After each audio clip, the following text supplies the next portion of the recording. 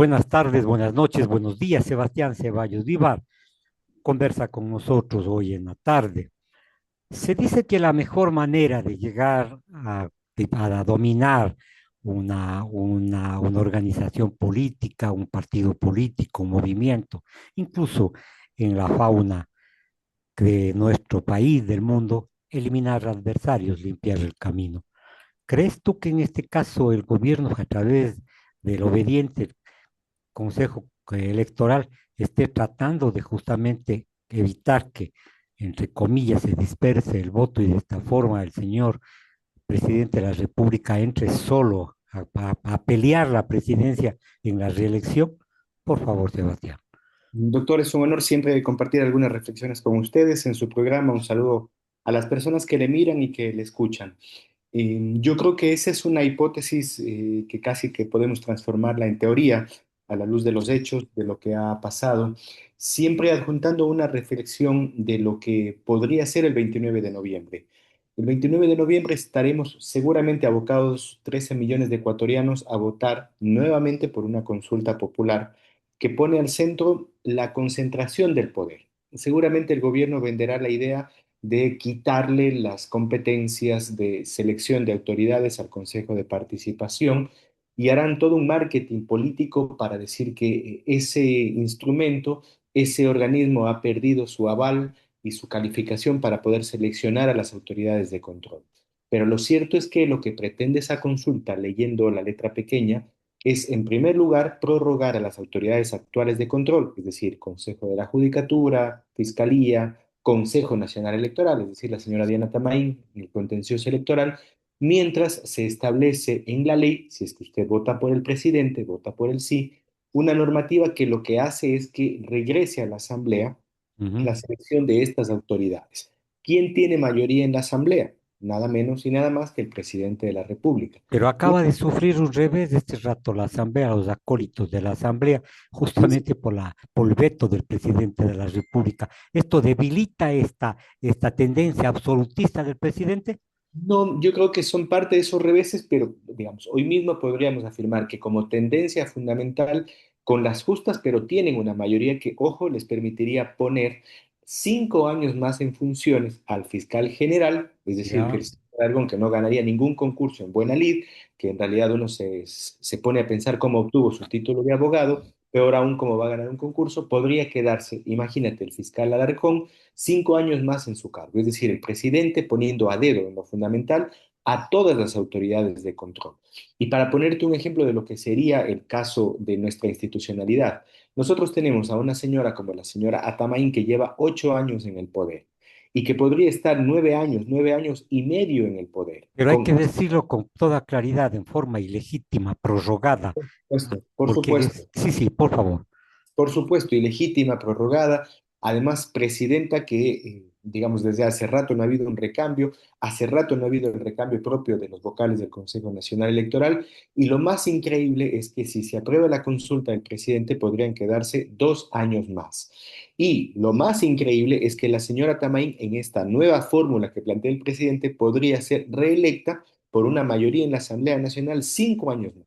Ahí tú te pones a pensar, por supuesto, cómo es que la señora Tamaín hace tan bien los deberes, porque seguramente el vuelto, digamos, será quedarse hasta la posibilidad de 5 años más, es decir, 13 años más como presidenta o como vocal plena del Consejo Nacional Electoral. Esta es la dura realidad que grafica lo que pretende el presidente de la República concentrando el poder. No solamente es una apuesta por ganar los gobiernos locales, donde, como usted bien dice, quieren limpiar a toda la oposición política para que gane básicamente el que quiera, el que crea el presidente de la República. Atrás de eso se esconde un plan aún más perverso que es, insisto, afirmarse en el poder con todas las instituciones del Estado a partir de una consulta popular. Correcto, en las entrevistas que tuvimos en días anteriores, digo a citar una con Maurandino, que le dicen el cabezón, por cierto, eh, él señaló que Unidad Popular es heredera de un gran legado de conocimiento doctrinario y que es y que es un movimiento con ideología de izquierda, muy vinculada a sectores sindicales y magisterio. Es decir, quieren hasta cierto punto quitar el liderazgo, opacar el liderazgo de Unión Popular para tener mayor presencia para maniquear de mejor forma la política nacional? Le agradezco públicamente a Mauro esas bondadosas palabras que ha tenido para con nuestra organización. Sí, y creo que además quiero, a propósito de la consulta, plantearle algo más, doctor. Recuerde usted que en la consulta pasada, en la que perdió el presidente Noboa, oficialmente, digamos, en la lista del Consejo Nacional Electoral, quienes hicimos campaña por el no, fuimos la RC, hoy suspendida. La Unidad Popular, hoy pretenden suspenderla o Pretende. cancelarla. Ujú. Pretenden. Hizo la UNE, que tiene una multa de $18.000. Hizo también en otras consultas Yas Unidos, que hoy precisamente tiene una audiencia y donde le pretenden, de la manera autoritaria, poner una multa de igual forma de 18.000, $20.000. ¿Cuál es el objetivo real? Que en la papeleta de cara a la consulta, las organizaciones que podríamos y que vamos seguramente a hacer campaña por el no al autoritarismo, al despotismo, estemos fuera de esa papeleta, Correcto. insisto, de cara a la consulta popular. Porque Ujú. los principios nos convocan precisamente a tener una propuesta democrática frente al autoritarismo, una propuesta inclusiva frente al despotismo, una propuesta que fomente la inclusión frente a lo que nosotros decimos casi que es rozar con una especie de dictadura que por supuesto está maniqueada por todo lo que significan el impulso de los grandes medios digitales que hoy por hoy una buena parte los maneja el gobierno, por supuesto, apoyados en una pauta y en una inversión económica sin precedentes en la treinta y historia seis millones lleva este año invertido en propaganda política. de la propaganda oficial, Ujú. porque luego a partir de eso hay todo lo que significa esta concentración de trolls y creo que habría que hacer un análisis de la comunicación, doctor, sugiero como parte de su programa, porque aparte de lo oficial, es decir, tomarse diario expreso, me refiero a la imprenta de Granaza, Ujú. comprar medios digitales como La Posta y otros, comprar de una manera también bastante oscura Radio Centro y demás, y en algunos casos mandar a callar a las voces disidentes que siempre ha tenido el periodismo ecuatoriano, es una forma precisamente de, digamos, afirmar un modelo único, un pensamiento único y una doctrina única en el Ecuador, precisamente para, del otro lado, afirmar un proyecto económico que tiene un rumbo que hoy mismo precisamente se señala hacia el caos y hacia una desproporción y una desigualdad que cada vez aumenta en el país. Por otro lado, Sebastián, yo había iniciado diciendo que hay que limpiar el camino para llegar a un objetivo en términos ya dictatoriales. Tú acabas de señalar que varios líderes sindicales, con organizaciones políticas que no están de acuerdo y movimiento con la forma de gobernar, con este absolutismo que se pretende implementar en el Ecuador, son juzgados, son arrostrados, yo diría, pues en algún tiempo, de alguna forma se desprestigia no solamente al movimiento, sino a los políticos. Es decir, incluso se utiliza la fiscalía o se utiliza el Poder Judicial en algún momento para perseguir a los dirigentes. ¿Esto robustece o les debilita? A ver, evidentemente tiene el ánimo de debilitar y es una excelente consulta y pregunta, porque sumado a estos temas democráticos que hemos señalado en esta entrevista, están presentes y de viva voz, gráficamente, lo que ha pasado con el alcalde de Guayaquil. Insisto, yo no tengo ni siquiera el gusto de conocerle al alcalde de Ujú. Guayaquil, pero sí voy a defender el derecho que tiene cualquier ciudadano de la República del Ecuador y del mundo a tener un debido proceso. Correcto. Debido proceso es un concepto fundamental de un Estado democrático Y la presunción de inocencia.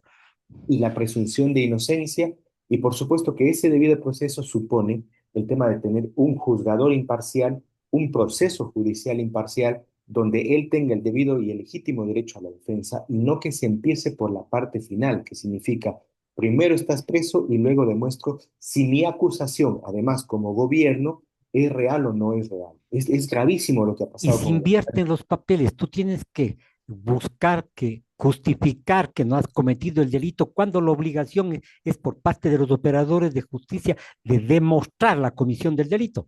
Exactamente, exactamente. Y de hecho, lo que ha pasado con el alcalde de Guayaquil ha pasado con varios dirigentes. Recuerden ustedes que en el paro y luego de la marcha del Quinto Río de Cuenca, varios dirigentes sociales por el agua y en el paro, incluso fueron coartadas sus cuentas con sus cuentas bancarias. Algo que no se puede hacer en el Ecuador. En el Ecuador está prohibido hasta hablar del sistema financiero porque te pueden acusar de pánico financiero. Pero por otro lado, sí te permiten congelar los cuentas de los dirigentes Ujú. sociales por el único delito de hablar mal del gobierno. Hay procesos judiciales, mi compañera Pacha Terán tiene 4 procesos judiciales, entre otras cosas, por rebelión en este país. Y la Ujú. rebelión se configura precisamente cuando hay un proceso de levantamiento o alzamiento contra un presidente. Y eso no existe. Sin embargo, en este país se está persiguiendo, insisto, a dirigentes sociales, alcaldes. Y la otra fórmula es utilizar la justicia electoral, como hicieron con el alcalde de Puerto Viejo, dicho sea de paso, a quien tampoco tengo el gusto de conocerle, pero sí sé que estaba primero en las encuestas y que no corría por el partido del gobierno y que hoy proscriben básicamente su candidatura quitándole los derechos políticos. Ojo, el 12 de mayo hay una audiencia muy importante para la ciudad y la provincia, que es la audiencia del alcalde Cristian Zamora, a quien también pretenden, digamos, del lado de la oposición, del lado del gobierno, me refiero en este caso, quitarle capaz los derechos políticos para que no participe en la ley electoral. Yo no Sí, tengo ninguna alianza con Cristian Zamora, pero sí defiende el derecho a participar que tienen todo ciudadano y ciudadana ecuatoriana. En la cancha electoral es donde la gente que tenga más votos debe llegar a la alcaldía, prefectura, concejalías, y por supuesto tendremos todos el derecho de participar y de exponer nuestras ideas. De eso se trata la democracia en este país. para Entonces, bloquear las candidaturas lícitas que en algún momento pueden tener aceptación del pueblo por ser opositores, no compartir las tesis del gobierno, incluso se inventan delitos, Sebastián. Es más, se proceden allanamientos, por ejemplo, con la fiscalía en el caso de Senel. O sea, todo un drama, todo un espectáculo, parece de película para impresionar al pueblo ecuatoriano, pero vemos que todo este tipo de denuncias no tienen asidero, pero el pueblo ecuatoriano ya está dándose cuenta en virtud de que las organizaciones y los dirigentes están haciendo caer en cuenta, Sebastián. sí, de hecho, la marcha del 1 de mayo fue una expresión importante nacional, no solamente de conmemoración, sino de participación e inclusión. Ahora, doctor, luego de hablar del tema de la democracia, creo que siempre un proyecto autoritario esconde un proyecto económico que vulnera los derechos de la Ujú. gente. Es decir, ¿para qué quiero yo un Estado autoritario si no es para imponer a sangre y fuego o con el fuego de las cortes, sea del contencioso electoral, sea el sistema jurídico, sea la Fiscalía General del Estado, insisto, un proyecto económico que, por supuesto, profundiza las condiciones de desigualdad que existen en el país? Y Ya, hay varios temas que han salido a la luz. En este país hay 2.800.000 personas que sufren hambre y hambre. no lo dice Mm. ninguna institución del Estado, sino por suerte, lo digo, lo dice una institución internacional, digo por suerte porque tiene la credibilidad para decirlo.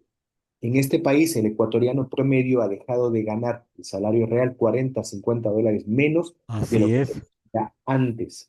En este país seguimos con una tasa de desempleo, subempleo o empleo no adecuado, cualquiera sea la lectura, de 7 de cada 10 ecuatorianos. Y hoy claro, acaba de salir un dato que me parece realmente alarmante, que el 82% de los jóvenes trabajan en la informalidad. Y el dato alarmante es que somos el país en Sudamérica con mayor informalidad en la juventud. sí, sí, Y sí, sí, esto nos debería preocupar, porque cuando usted y yo, usted un poco más, doctor, éramos jóvenes, aspirábamos con tener una casa propia. Ahora el claro. joven, ahora con este modelo, alcanzará a soñar con arrendar algo para tener una vida más o menos que le permita desarrollarse.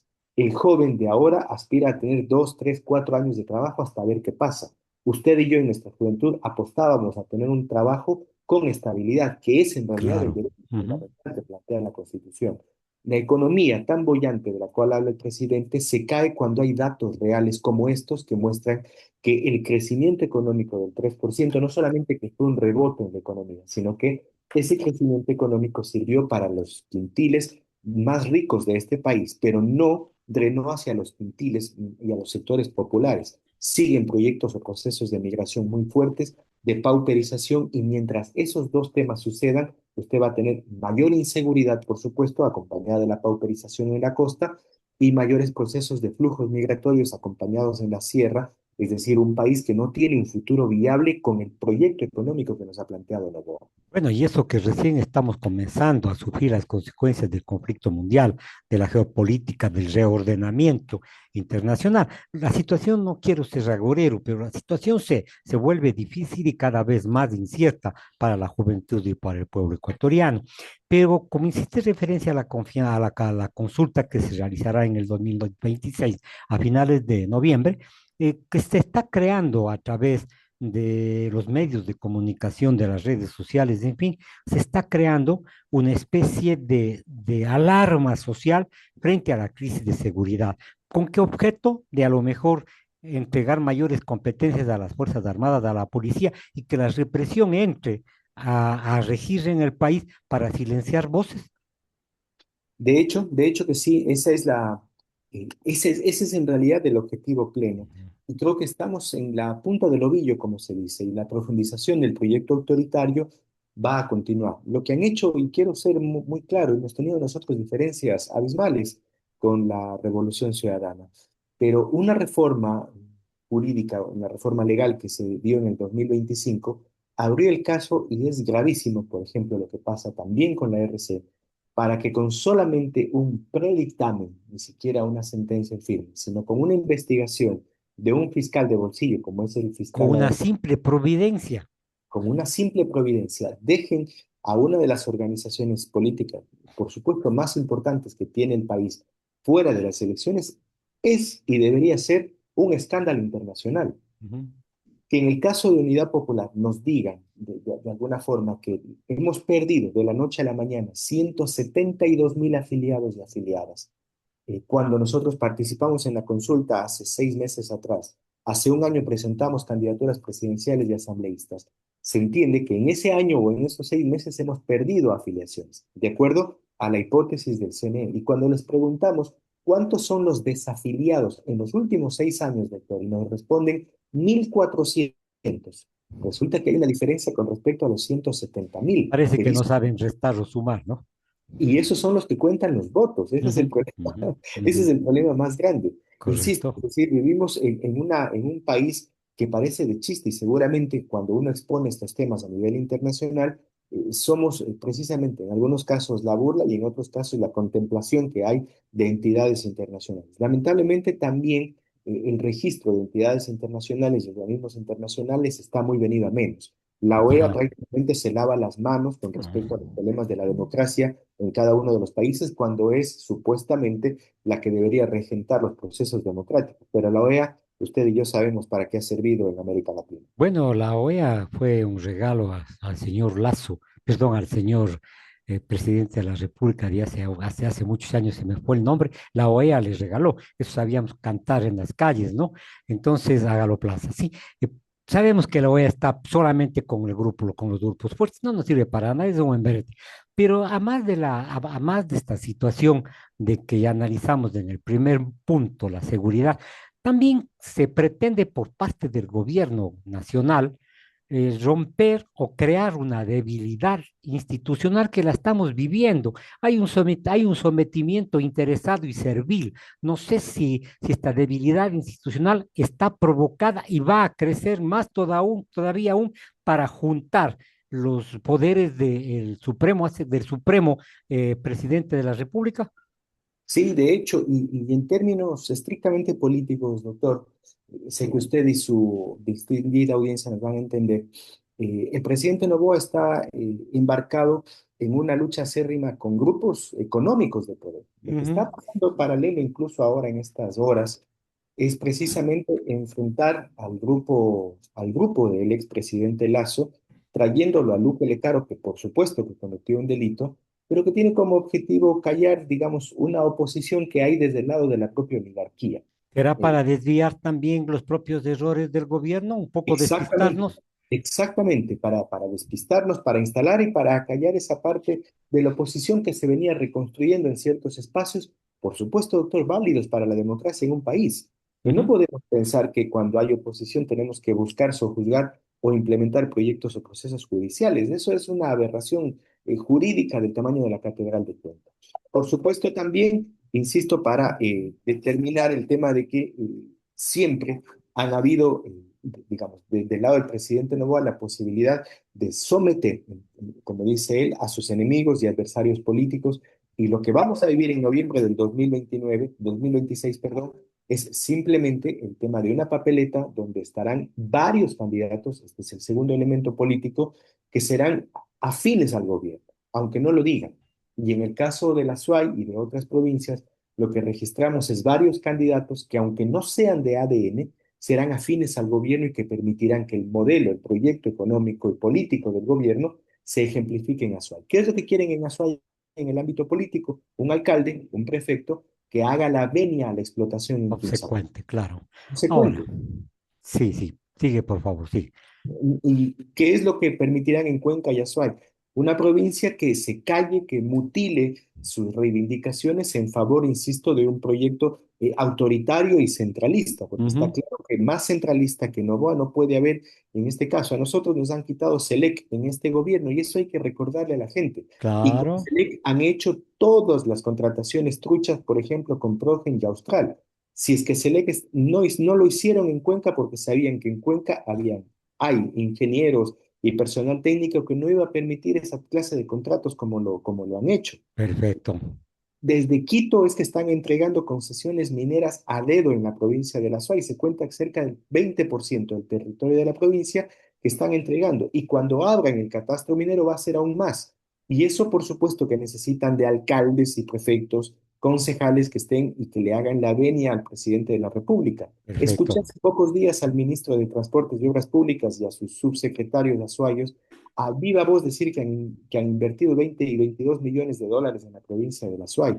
Pero cuando usted va a las vías de la provincia, resulta que esos ya no son vías ni siquiera chaquiñanes, sino en realidad son trampas de la muerte Correcto. de nosotros, digamos, circulamos. Y eso es una afectación a la provincia de La Suay y a la producción. Yo sí quiero hacer un llamado, estimado doctor, y aprovechando sus micrófonos, a las cámaras de comercio, a la Cámara de Industrias de la ciudad de Cuenca, que yo creo que están bastante alejadas de las reivindicaciones y de los intereses, y creo que la necesidad de unirnos en un solo frente, como provincia con las universidades, además, Ujú, resulta un elemento, digamos, urgente para la provincia de La Suay. fuera Lo que nosotros importante. queremos es mayor producción, queremos es mayor industria, queremos el desarrollo, por supuesto, de estos sectores porque las mismas son las que generan una estabilidad económica para el desarrollo. Pero no podemos tener estabilidad cuando tenemos una provincia que está básicamente aislada hacia el puerto de Machala, y a Puerto Bolívar me refiero, y en momentos hacia el puerto de Guayaquil. Y nos Ujú. dicen que nos han entregado 22 millones, en realidad que es un plato de lentejas. La cifra puede resultar extraordinaria, pero Es usted y yo, reciente el plato de lentejas, si es que claro, hacemos el parago, claro, realmente. Sí, pero sí, usted sí. y yo sabemos que eso no soluciona ni de lejos los graves problemas de vialidad que tiene la provincia de La Suárez. Estamos de acuerdo. Ahora, frente a consolidar el autoritarismo o la presencia dominando todos los poderes del Estado, hay una idea cierta del gobierno, un comportamiento cierto de organismos del gobierno para crear o para sembrar una fragmentación política para de esta forma debilitar los movimientos y la oposición. Quiero decir, un culano, mengano, perencejo, crea un movimiento y está ahí al mejor postor en la asamblea, en fin, hay esta práctica entonces por la fragmentación política por parte del Ejecutivo. La inst- Sí, de hecho que sí. Y quiero comentarle algunas reformas al Código de la Democracia que lamentablemente pasaron.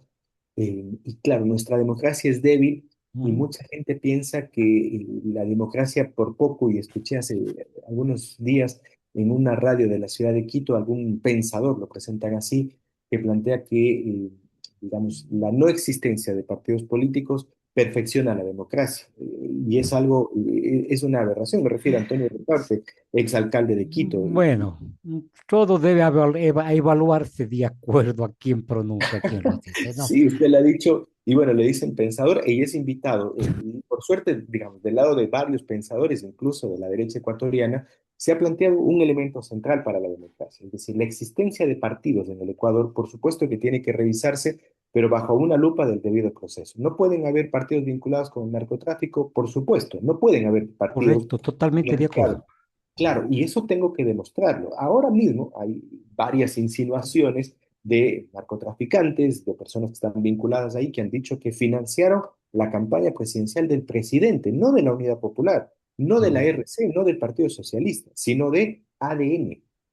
Hay vinculaciones expresas que el CNE o el contencioso electoral, la justicia electoral o la justicia de este país deberían averiguar en términos de quiénes son los que financian partidos políticos y campañas millonarias que se han visto en el Ecuador. Eso no se toca en este país y de eso no se habla. Y cuando el narcotráfico permea la política o la política permea el narcotráfico, usted tiene un Estado fallido, porque Correcto, totalmente el de acuerdo, sí. narcotráfico y los recursos del narcotráfico hacen que en la política, esa relación incestuosa, tenga usted cortes, contratos y, por supuesto, alcaldías y prefecturas entregadas al control del narcotráfico. Y eso es grave para el país. El ejemplo donde debemos vernos es en México y en todos los distritos, en el caso del distrito, digamos, de México, de los estados, perdón, de México, Ujú. tomados por el narcotráfico en casi su totalidad, me refiero a su institucionalidad, Sí, sí, y sí, sí, sí. un pavimento, unas aceras grandísimas para que el narcotráfico permee y por supuesto permee de ahí toda la sociedad. Nosotros hablamos de aquel joven menor de edad que está vinculado lamentablemente a los GDOs como única salida para la supervivencia, pero nos olvidamos que son los políticos que han estado en el poder los que han permitido y los que están vinculados precisamente a estos grandes proyectos de narcotráfico que es y que genera mucho dinero en nuestro país y que por lo tanto genera varios personajes, personalidades y sectores lamentablemente de la alta alcurnia de nuestro país que están vinculados también al narcotráfico. Yo pregunto, ¿cómo y dónde se lavan 4.000 millones de dólares que se dicen que hay del narcotráfico en el país? No están todos encaletados, pues. Una parte se dice está en el sistema financiero. Claro, Oye, por supuesto. ¿en qué bancos están? A usted y a mí nos piden casi, casi que cédula de identidad de dónde viene cuando vamos a hacer un depósito de más de $1.000 o más de $5.000. Con justa razón, no digo que no lo hagan. Pero entonces, ¿por qué no se hace lo mismo de esos recursos que se lavan en el sistema financiero? Y entonces usted tiene esa institucionalidad del cual estamos hablando entregada precisamente a los recursos del narcotráfico. Hay sectores que lamentablemente viven del narcotráfico y eso es donde debemos cortar. Yo me río cuando le escucho al señor Renber que dice que el toque de queda afecta a las economías criminales. ¿Cuál economía criminal? ¿Dónde están Así afectando? es. Cuando dicen, hay con todo el respeto, hay una persona que se pasa de los tragos y está a las 12 de la noche en la ciudad de Quito, le toman preso y muestran eso como una gran victoria del toque de queda. Eso es afectar la economía criminal de las bandas. Disculpen usted, pero creen que los ecuatorianos somos tontos. Es risible la situación, realmente es risible. Los delincuentes, según el ministro de gobierno, no trabajan desde las 11 hasta las 5 de la mañana, pero el resto del día pueden nomás trabajar, no hay ningún problema. Me Claro, parece ridícula la situación, claro. pero frente a esto, tenemos nosotros una alternativa en en la consulta que se nos avecina y en las elecciones. Nos permitirán, pero nos bloquearán los medios de comunicación, nos bloquearán a los medios alternos de comunicación, nos cooptarán, digamos así, a través de las redes sociales, nos bloquearán a través de las plataformas sociales, porque es clarísimo el interés que tienen de mantenerse en el poder. Y tú dijiste una situación que ahí me llama un poco la atención o confirma lo que yo pienso. La inversión de los grupos económicos y de los grupos que están a través de actividades ilícitas en las campañas políticas es esperar el pago, y este pago es a lo mejor que no se les persiga y tener la protección del Estado. Sí, empiezo por lo último, no solamente la protección del Estado, sino los negocios del Estado. Porque una forma de lavar los recursos y los dineros del Estado es en los contratos del Estado, en Correcto. municipios, de prefecturas. Pasa en Manabí, ha pasado en varios lugares, y esas son las que se tienen que averiguar. Hablamos de democracias firmes, pero se persiguen a los partidos de oposición y no a estos partidos y personajes que están, insisto, vinculados al narco. Si se puede trabajar para un proyecto electoral democrático en el 2026, yo creo que sí. Creo que hay que hacer una minga ciudadana como se hizo en la consulta pasada, por ejemplo, de cara a la Ya. consulta popular.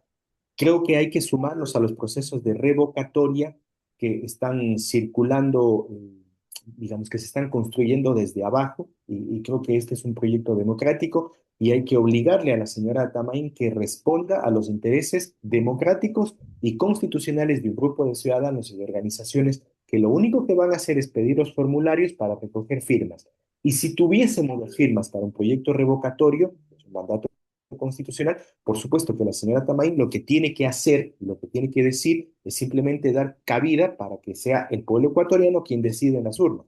Hay varios momentos para la revocatoria. No es que se pide y vamos a una consulta y revocamos. Primero tenemos que reunir firmas, plantear, por supuesto, pero de todas esas, que yo creo que hay causales, lo que tendrá que hacer la señora Tamain es pavimentar o dar rienda, porque ella es una administradora Ujú. electoral, no es dueña de la justicia ni saber quién es o qué podemos hacer de cara a la revocatoria. Y por supuesto, un tercer proyecto y proceso electoral es el de las alcaldías y prefecturas. Hoy yo he dicho en su programa de que necesitamos un alcalde, alcaldesa, prefecto, prefecta que defienda las fuentes de agua. Y creo que en Azuay todos vamos a estar de acuerdo. Bien, sí, Vamos a sí, ver muchos vestidos, digamos, con la vestimenta, valga la redundancia, del agua, pero usted y yo sabemos quiénes realmente vamos a estar en defensa del agua y quiénes se van a vestir de Quimsacocha o de Río Blanco para en esta elección aparecer defensores del agua. Yo no puedo entender, hay una asambleísta, con todo el respeto, que en su rendición de cuentas se declara la única defensora del agua. sí, sí, sí, sí, Sí sabe a estamos de quién me acuerdo. refiero.